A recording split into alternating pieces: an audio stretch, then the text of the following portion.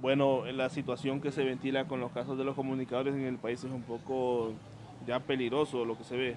Sí, sí, en efecto, ahí ha habido un aumento en la conflictividad social en el país y como resultado también ha habido un incremento en las agresiones, amenazas contra los periodistas y los comunicadores sociales.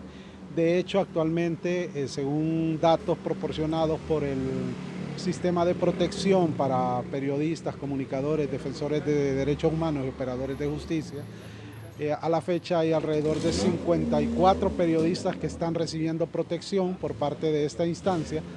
Hay alrededor de 151 defensores de derechos humanos y igualmente unos 18 operadores de justicia. Es decir, que de entre los que más solicitan protección al sistema son los periodistas y comunicadores sociales. Eso nos indica una situación o un patrón que hay una alza considerable en las agresiones y las amenazas contra los comunicadores sociales. ¿Qué se podría hacer realmente para trabajar con una seguridad más clara? Porque eso es lo principal que se demanda en el país.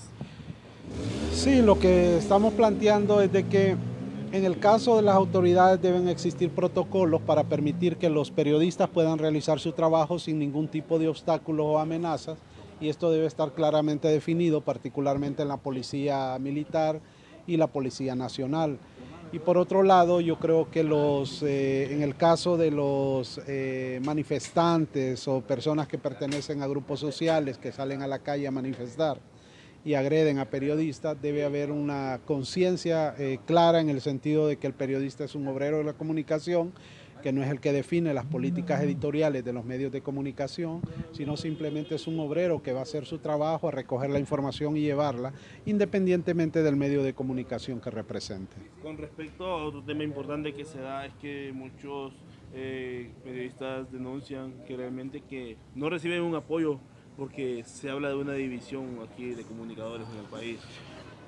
Sí, lastimosamente, como todo gremio, ha habido una división, una polarización dentro del mismo gremio periodístico. Algunos que no creen en el colegio de periodistas porque de repente no se inclina o no está con sus intereses, pero el papel del periodista yo creo que no debe ser de militancia política o ideológica, sino debe ser el papel simplemente de informar.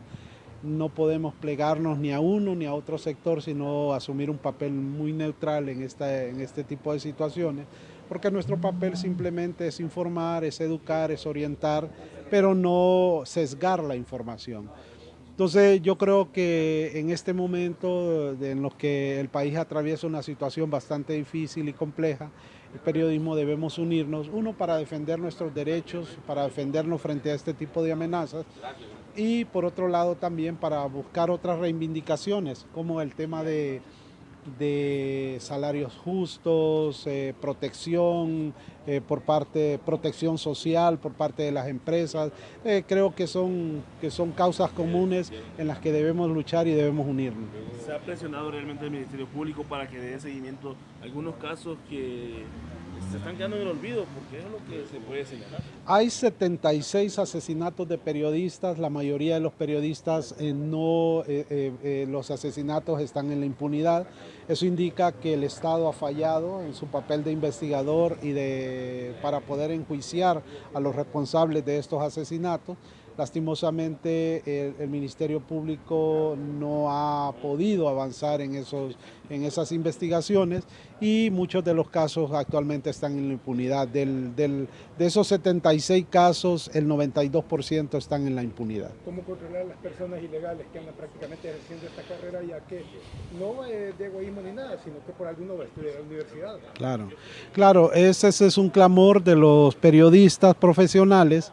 Sin embargo, aquí el llamado es a los medios de comunicación a que puedan contratar periodistas con las competencias, con los conocimientos en el área, en el rubro de la comunicación, y no contratar gente que no tiene las capacidades para poder hacer este trabajo. por un tema de libertad de expresión, no se le puede limitar a nadie el derecho al acceso a la información o a la libertad de expresión. Es decir, alguien puede expresarse a través de un medio de comunicación, ya sea de otra profesión.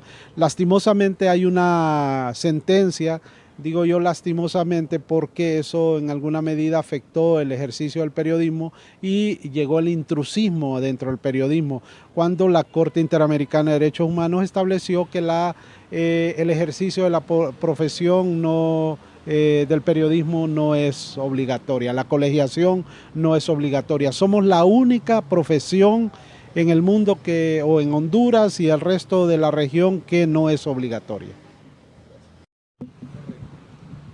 Bueno, mirando realmente la peligrosidad del ejercicio del periodismo en el país, realmente se cuenta con apoyos de seguridad como lo hizo el presidente del Colegio de Periodistas de Honduras. Mire, yo creo que eso es engañar, eso es una utopía. La verdad es que los periodistas no tenemos seguridad de ninguna naturaleza, ni seguridad en el empleo, ni seguridad en la calle, ni seguridad por parte del Estado. Y eso tenemos que decirlo muy claramente. Por ejemplo, si a usted le pasa algo en una manifestación o en cualquier acción, lo primero que le dice el dueño del medio de comunicación y el equipo, hombre, en vez de decirle, mira, ¿cómo estás? ¿Qué sentís? No, lo primero que le preguntan es por el equipo y no por la salud suya.